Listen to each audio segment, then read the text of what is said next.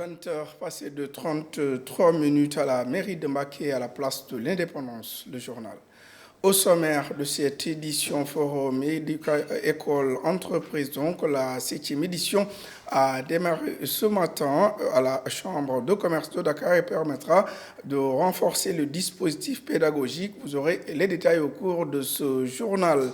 Politique, les législatives se préparent activement sur l'étendue du territoire national. Des défections sont déjà notées du côté du Parti démocratique sénégalais et à Toubafal.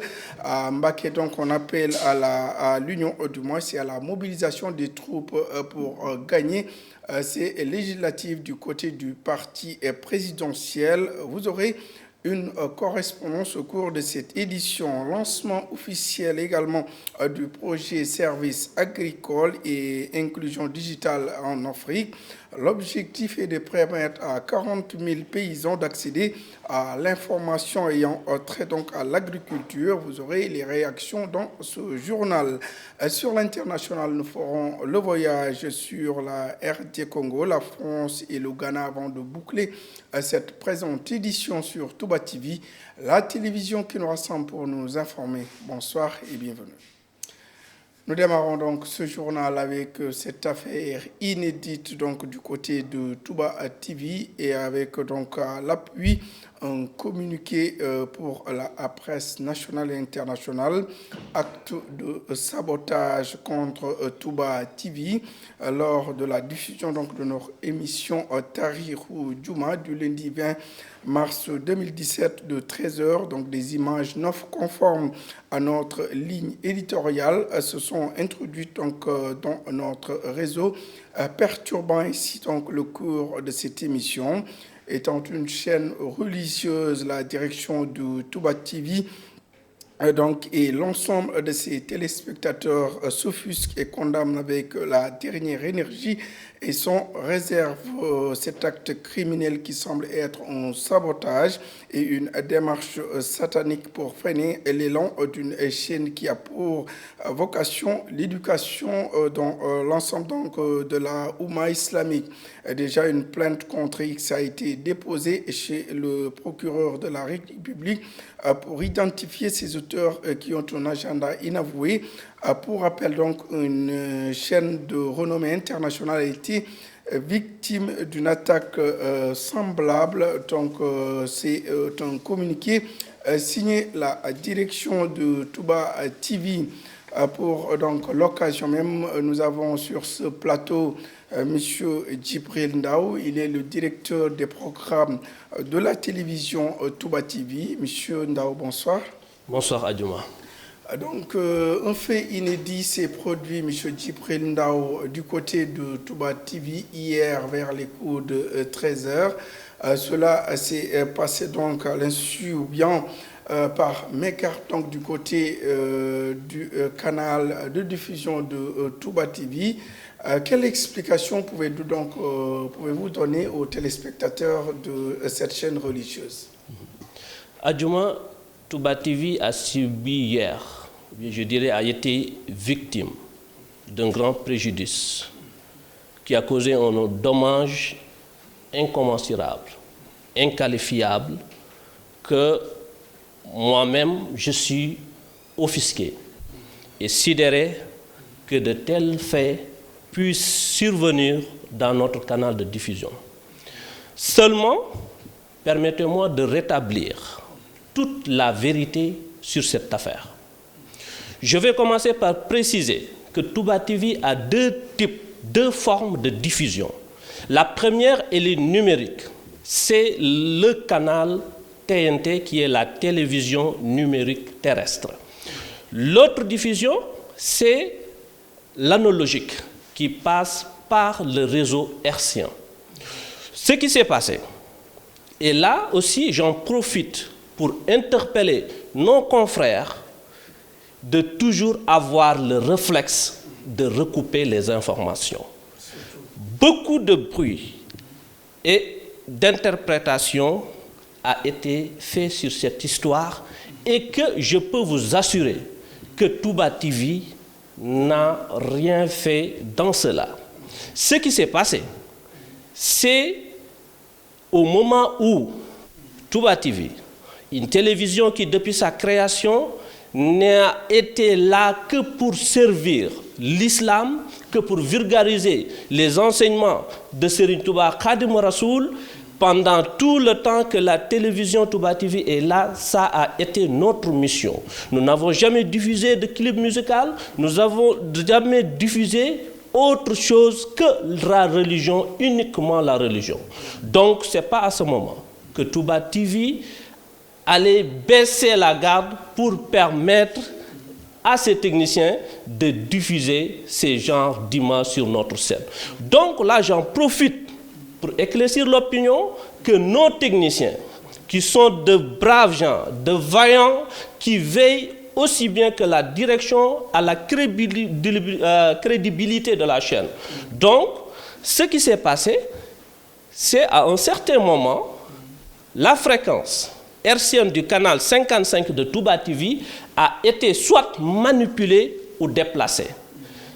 Ceux qui ont suivi l'émission Tarikhou Djouma, qui était une émission importante pour nous, parce qu'on reflétait Nawel avec l'œuvre de Sokhna Diaratullahi et de Sokhna Astawalo, qui est sa mère, qui ont été des femmes vertueuses, qui ont eu à faire des œuvres colossales à laquelle nous voudrons porter cela comme référence à la jeune génération. Donc, loin de nous l'idée de diffuser ces genres d'images. Mais ça nous a vraiment porté préjudice. Préjudice parce que ça a été diffusé sur le canal de Touba TV. Touba TV qui porte le nom de Touba, qui est suivi par toutes les familles religieuses du Sénégal. Ils ont choisi un moment, ils ont choisi une émission phare pour nous faire ce coup-là. En fait, c'est ce qui nous a fait très très mal. Et que les autres aussi n'ont pas compris que notre fréquence a été falsifiée, a été manipulée ou bien a été déplacée. Monsieur Ndao, on vous comprend donc de par votre réaction. Ces images obscènes ont vraiment choqué la direction de Touba TV et ce discrédit jeté par les détracteurs donc, de cette chaîne religieuse sur la télévision. Donc c'est quelque chose qu'on a pu noter donc d'après votre réaction. Est-ce que réellement vous comptez donc enclencher une poursuite judiciaire pour éclaircir la lanterne de ce problème? D'accord. Je vais commencer par dire que moi, je ne considère pas ça comme un discrédit. Ils ne peuvent pas nous discréditer. Nous sommes une télévision de référence, nous sommes une télévision responsable avec une direction responsable qui veille à ce qui se diffuse sur la chaîne. Donc, sur ce point-là, ils ne peuvent pas nous discréditer. Maintenant, c'est à nous de rétablir carrément la vérité. Et c'est ce que nous avons fait. Nous avons saisi les autorités compétentes, les juridictions compétentes, nous avons saisi le procureur de la République pour que la lumière soit faite sur cette affaire, pour que les responsabilités soient situées et que les fautifs soient châtiés, parce que nous n'allons pas permettre sur une chaîne d'obédience religieuse qu'on diffuse ces genres d'images obscènes. Donc peut-être c'est des mains que nous n'ignorons pas, c'est des dessins inavoué, mais quoi qu'il en soit, nous allons suivre cette affaire jusqu'à ce que la vérité éclate. Mais j'en profite pour éclairer l'opinion, toute l'opinion nationale et internationale, que la fréquence de Touba TV a été déplacée et ceux qui ont suivi l'émission, ou bien ceux qui ont suivi cette tranche où ces images obscènes ont été diffusées, peuvent témoigner qu'à ce moment-là, il n'y avait pas le logo de Touba TV sur les images. Donc c'est le moment, M. Ndao, de sécuriser vraiment le canal de cette télévision. Oui, mais il y a des régulateurs.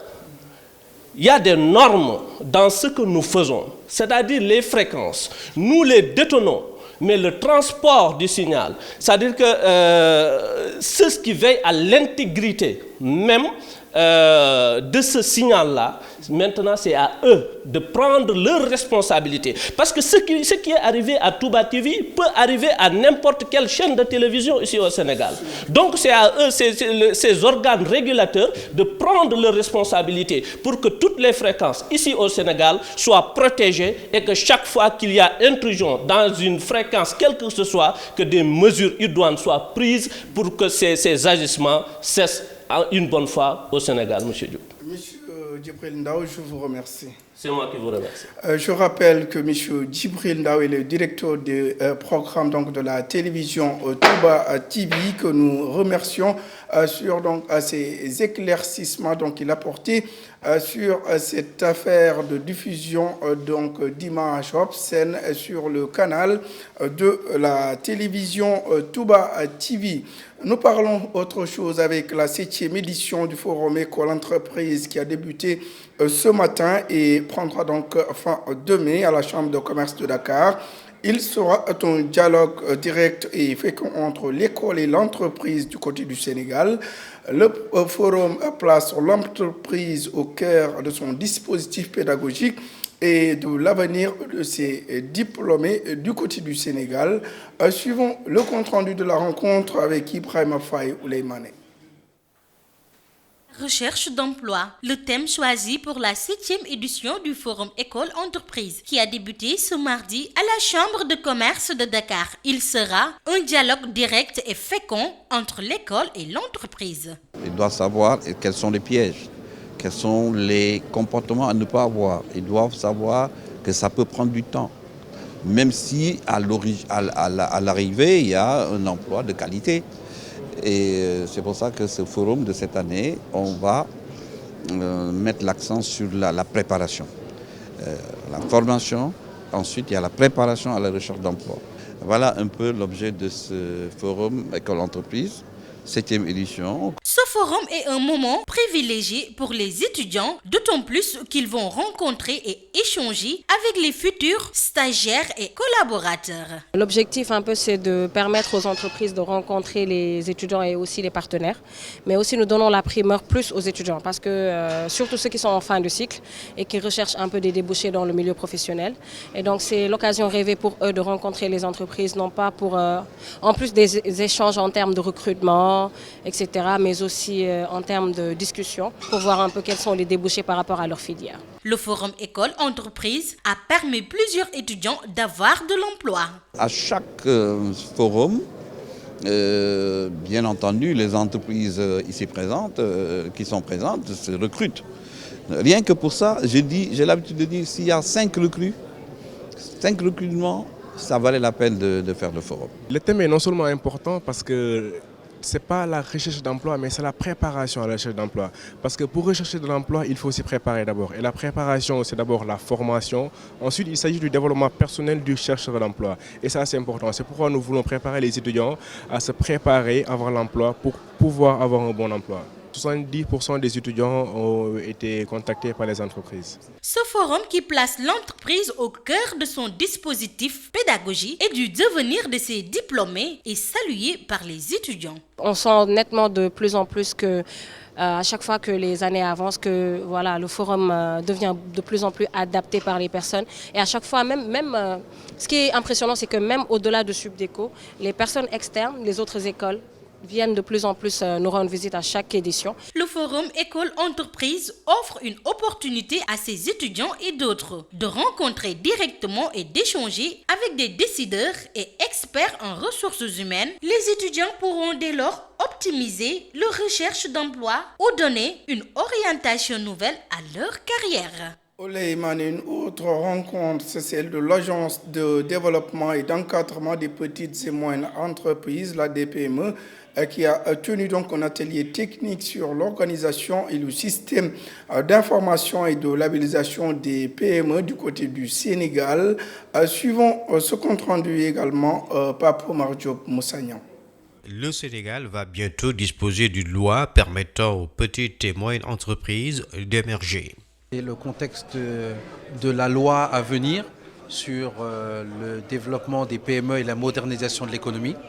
Une loi qui va donner un nouveau visage aux PME sénégalaises, puisque ces PME vont pouvoir être accompagnées, vont pouvoir accéder à la commande publique, vont pouvoir bénéficier d'un statut et donc davantage en matière de fiscalité, d'accès au crédit, d'accès aux dispositifs de l'État comme les fonds de garantie, d'accès au marché et donc un ensemble de facilitations pour permettre à la PME sénégalaise de jouer tout son rôle. Les PME d'un système d'information leur permettra de mener une gestion transparente. Donc cet atelier, c'est un atelier qui réunit un certain nombre d'entreprises sur l'organisation et le système d'information. Parce qu'une PME qui fonctionne mieux, ce n'est pas simplement de l'argent que l'on donne en plus, c'est une PME qui se connaît mieux, c'est une PME qui est en mesure de connaître ses faiblesses, ses atouts, c'est une PME qui est en mesure de connaître comment elle accède à l'information et comment elle traite cette information. La labellisation des PME devient ainsi une nécessité pour accéder au crédit et avoir une notoriété auprès des banques et partenaires financiers. La labellisation, c'est le carnet de santé de la PME. Comment est-ce qu'elle se porte? Est-ce qu'elle est en bonne santé ou est-ce qu'elle n'est pas en bonne santé? Et si elle n'est pas en bonne santé, qu'est-ce qu'il faut faire pour la mettre en bonne santé? Et donc une PME labellisée, c'est une PME auprès duquel une banque peut se dire « Ah, cette entreprise, elle se porte bien. Si elle se porte bien, lorsque je lui prête de l'argent, je suis sûr d'être remboursé. » Parce que la crainte d'une banque, la crainte d'un acteur financier, c'est de ne pas être remboursé. Ce programme de labellisation du PME par l'Agence de développement des petites et moyennes entreprises a été opérationnel depuis l'année dernière. Déjà 150 entreprises ont été labellisées. Elle est effective depuis l'année dernière. On a déjà 150 entreprises qui sont labellisées. Et ces entreprises font l'objet d'attention particulière des banques, d'attention particulière des institutions internationales. On a un outil de scoring qui permet de classer une entreprise en fonction des entreprises du secteur. Les PME sont ainsi invitées à se labelliser pour accroître leur productivité. Moussa Niang, la Fédération internationale des sociétés de la Croix-Rouge et du Croissant-Rouge donc compte accompagner le Sénégal dans sa politique de prévention routière. C'est ce qu'a fait savoir donc son secrétaire général El Hadj Assi. Il s'exprimait au sortir d'une rencontre ou bien d'une audience que lui avait donc accordé le chef de l'État Macky Sall. Un atelier de lancement officiel du projet Services agricoles et inclusion digitale en Afrique est organisé également par la FAO à Dakar. L'objectif global est de permettre à plus de 40 000 paysans et des milliers de jeunes et femmes d'accéder aux conseils et services agricoles, mais également de réduire la fracture numérique et de faciliter l'accès à l'information pour tous les Sénégalais. César Santos Alvarez est donc un des initiateurs au micro de Ouleymane Ibrahim Faye. Cette rencontre d'aujourd'hui est un atelier pour lancer un nouveau projet de la FAO en collaboration avec l'État du Sénégal pour aider les pays en voie de développement à rentabiliser leur production, leur aider à mieux vendre leurs produits et les écouler dans un marché compétitif. C'est la phase pilote du projet que nous comptons développer ici au Sénégal et notamment dans la région de Tambacounda. Ce projet, disons dans l'avenir, sera exporté dans d'autres pays d'Afrique avec les gouvernants et les exploitants locaux.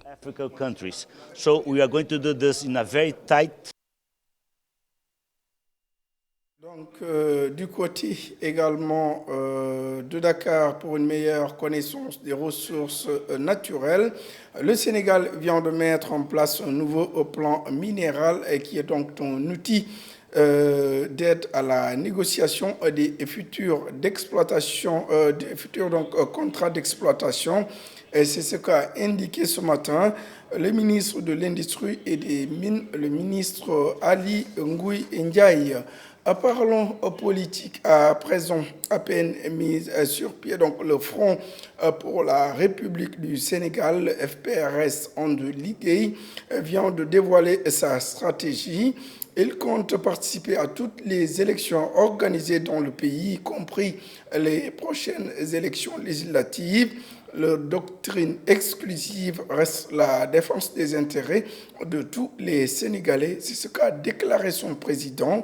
Écoutons à ce propos Djibril Diop au micro de Moudoussen Massaer Thiam.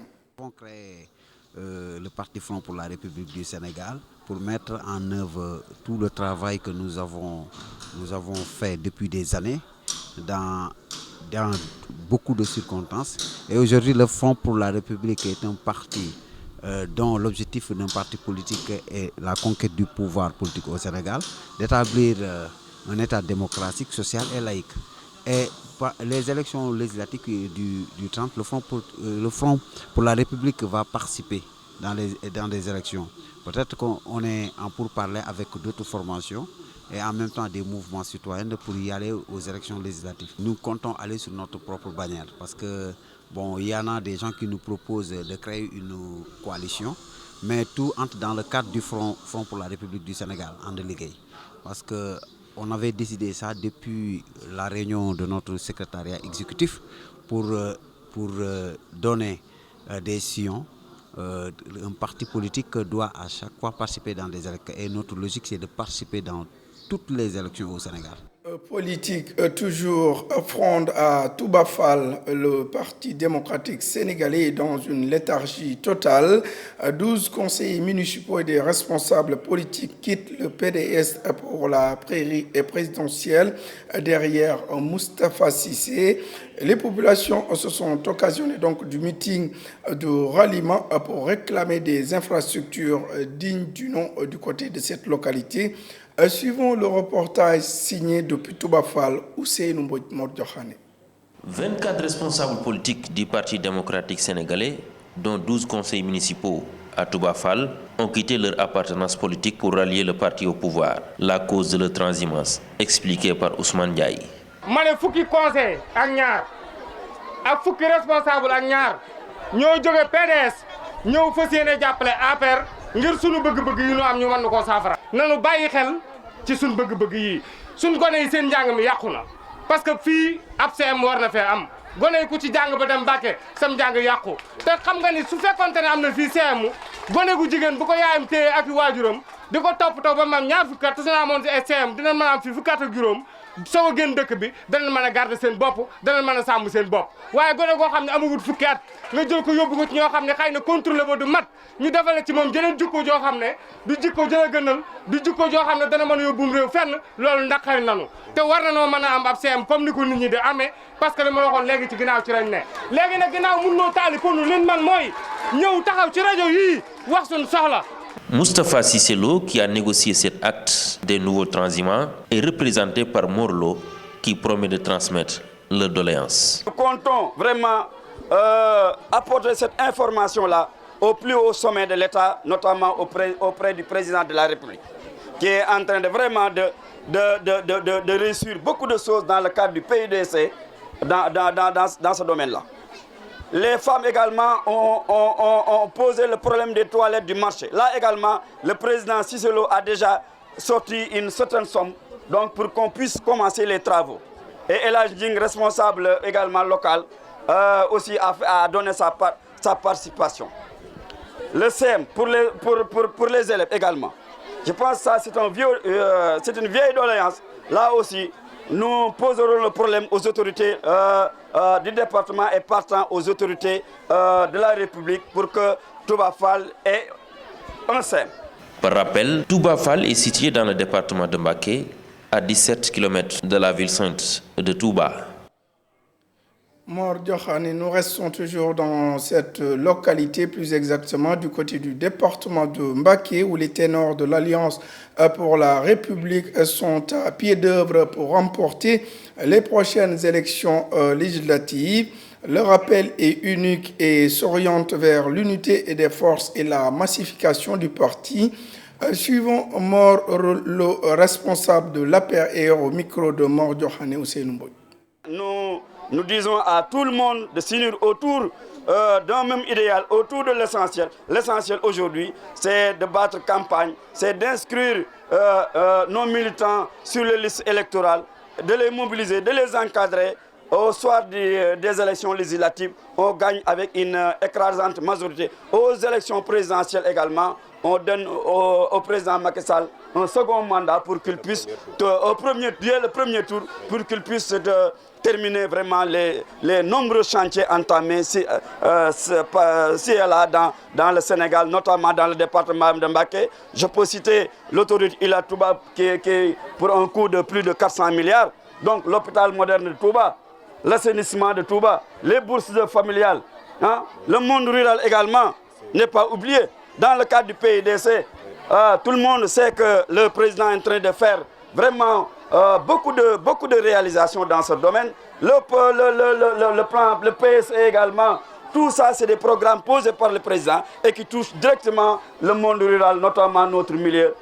Mor Lo donc est un responsable politique du côté de l'APR et à Mbacké. Le Sénégal va s'inspirer du modèle suisse en matière de formation professionnelle par le biais de l'école technique des métiers de Lausanne. C'est ce qu'a déclaré le président Macky Sall qui a visité donc hier lundi l'établissement en compagnie du ministre de la tutelle, le ministre de la formation professionnelle, de l'apprentissage et de l'artisanat, Mamadou Talla. C'est dans le cadre de la visite officielle qu'effectue le chef de l'État et sa délégation du côté de la Suisse. C'est ainsi, mesdames et messieurs, donc nous arrivons à la fenêtre sur l'international, un voyage qui va nous mener vers le Ghana, la RD Congo et la France. Un nouveau grain de sable dans la mécanique du dialogue en République démocratique du Congo. En pleine discussion en vue de la finalisation de l'accord de la Saint-Sylvestre, Jean-Marc Kabound claque la porte des négociations. Le secrétaire général de l'UDPS, parti de feu Étienne Tshisekedi, justifie sa décision par son refus de cautionner ce qu'il qualifie de vaste blague. Le responsable du rassemblement de l'opposition estime en effet que la majorité présidentielle fait preuve de mauvaise foi et multiplie les pièges pour retarder l'application de l'accord de cogestion du pouvoir. Ce que rejette la coalition au pouvoir. Le député national Patrick Kakwata parle par exemple de fuite en avant. Le président du mouvement des réformateurs libéraux appelle de fait le rassemblement à mettre de l'ordre dans ses rangs et à présenter des documents utiles pour la nomination du prochain Premier ministre.